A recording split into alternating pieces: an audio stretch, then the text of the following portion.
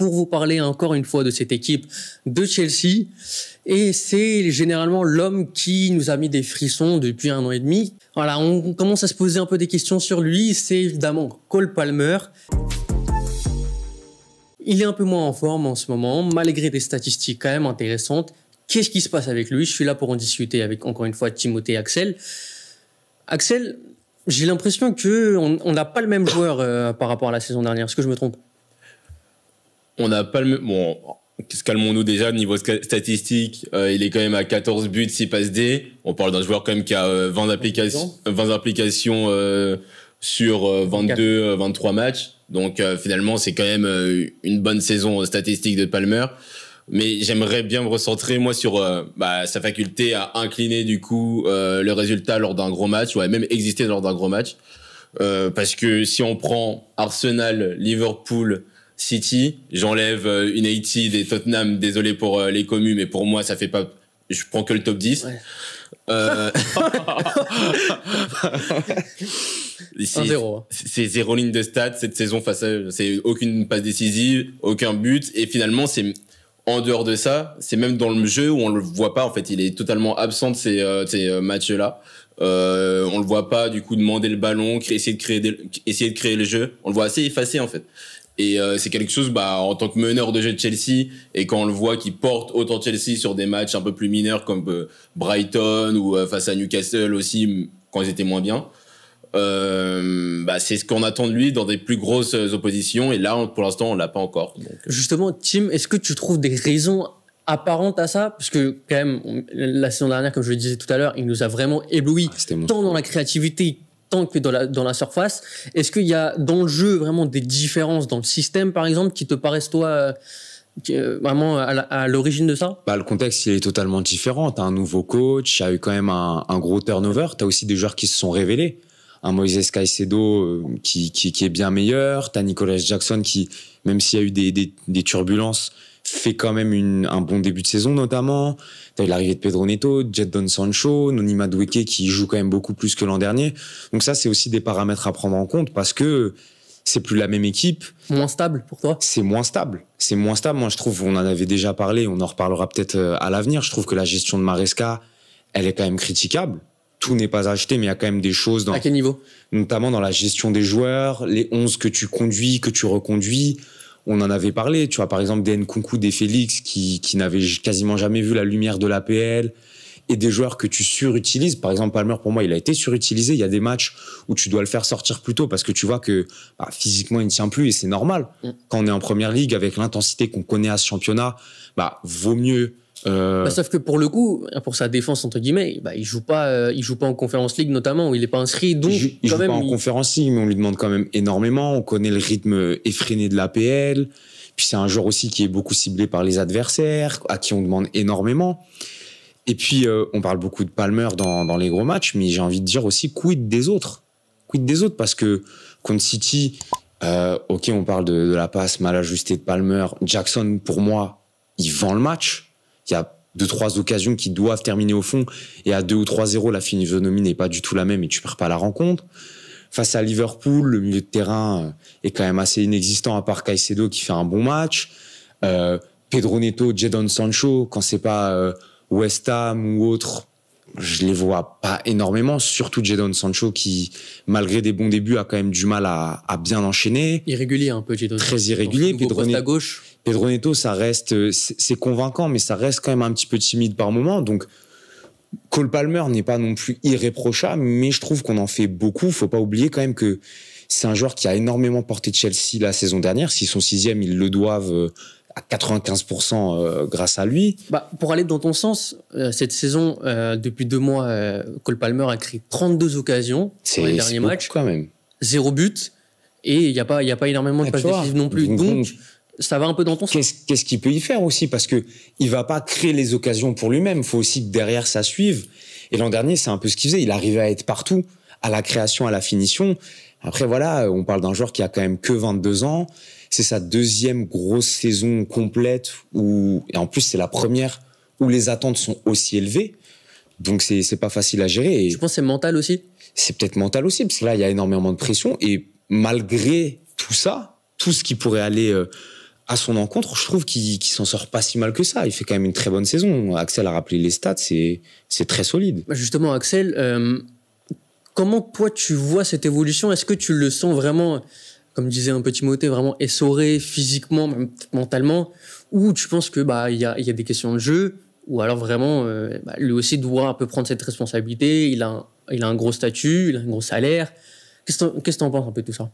Oh oui. Moi, je pense que l'excuse de la fatigue, bon, pour des joueurs qui enchaînent des matchs en Ligue des Champions, bon, du coup, en Conference League pour Chelsea, la Coupe, et qui enchaînent des matchs tous les 3 jours, elle est valable. Pour un joueur qui joue un match par semaine, on sait que les plus grands joueurs, les Salah, Messi, Ronaldo, les plus grands joueurs de chaque équipe, jouent l'intégralité des matchs. Où est-ce qu'on place Cole Palmer aujourd'hui à Chelsea? Et pas le même âge après. Oui, c'est pas le même. À 22 ans, je pense pas que même un Kylian Mbappé ou un Saka aujourd'hui tournent énormément dans leur club. Palmer aujourd'hui dans l'écosystème de l'APL, je mets pas 5 joueurs au-dessus de lui sur ce qu'il a montré au moins sur la saison dernière. Donc sur un joueur comme ça, j'attends que sur des gros matchs il step up, et même sur si ses coéquipiers convertissent pas ses passes clés qui oui, c'est vrai, il arrive à créer des occasions, des situations, et c'est vendangé par Jackson et par ses coéquipiers, mais on a vu des Pedro Neto ou même Caicedo step up dans ces gros matchs et tirer leur épingle du jeu en marquant des buts sortis de nulle part finalement. Face à Arsenal, c'est Neto qui vient te prendre le ballon, il te fait une frappe à 20 mètres.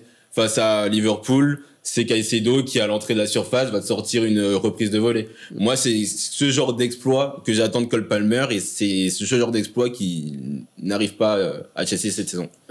Est-ce que tu parlais un peu par rapport au changement de coach, est-ce que le fait de jouer face à des espaces plus resserrés, face à des blocs un peu plus bas, il a moins l'espace justement de s'exprimer peut-être? Ça peut jouer aussi. Puis même, de toute façon, il y a un truc à prendre en compte, c'est que maintenant, il est attendu en fait. Même si à la fin de la saison dernière, on savait très bien que quand on affrontait Chelsea, c'était Palmer le danger numéro 1. Cette saison, il est attendu. Et toutes les équipes qui vont affronter Chelsea vont penser à le cadrer, vont penser à le cibler, à l'image d'un Mbappé ou même de Messi ou CR7 en leur temps. Il fait partie maintenant de cette classe-là de joueurs dont on va tout attendre. Et donc forcément, son traitement n'est pas le même. Les attentes sont pas les mêmes. Donc il faut qu'il s'adapte. Il faut aussi qu'il s'adapte à ce nouveau niveau d'exigence. Et pour l'instant, moi, je trouve qu'il le fait quand même correctement. J'entends évidemment ce que Axel et ce que toi me dites, parce que je suis pas complètement contre. Mais je trouve qu'on est beaucoup trop sévère par rapport à ce qu'il produit quand même depuis le début de la saison au global. Axel, est-ce que maintenant qu'on a parlé quand même, on a soulevé les quelques problèmes, c'est quoi les solutions pour toi? Parce qu'on est là quand même pour parler de terrain. Est-ce que c'est tout simplement être mieux ménagé sur les efforts et sur les matchs? Est-ce que c'est peut-être un remplacement? Est-ce que c'est un remplacement tactique aussi? Comment tu vois ça? Pour moi, là, on va reparler de l'entraîneur, mais je trouve que c'est assez figé Chelsea sur le plan de l'attaque. Sur l'animation, c'est qu'il y a peu de changements de position, de Palmer qui va à droite et un autre ailier qui va prendre le cœur de jeu, ou même Jackson qui va intervertir sa place avec Palmer. Il y a peu ça, et du coup Palmer se retrouve toujours dans le cœur du jeu à essayer de demander des ballons entre les lignes, et quand t'es plus attendu, finalement tu les reçois moins, et même face à des grosses oppositions, il y a moins de ballons qui va passer entre les lignes.